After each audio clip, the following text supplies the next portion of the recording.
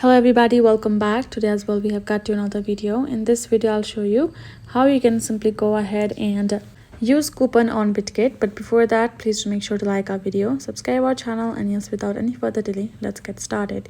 So for that, simply go ahead, open up your Bitget app on your phone, and now go ahead, tap on this menu icon on top left corner. Once you're tapped on the menu on top left corner, this is how the interface is gonna look like. You have to go to this popular section and tap on this option of coupons.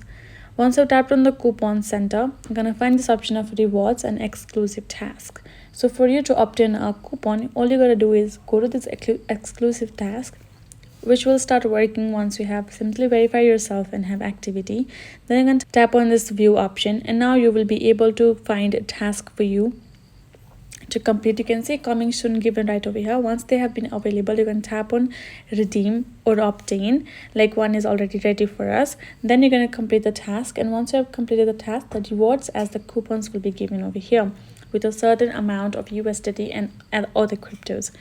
And once you have got them, and if you want more information, you can tap on details on top right corner, and you will be able to get the details regarding how you can use them, where you can use them, and stuff like that right over here given. Simply read it out and you're good to go.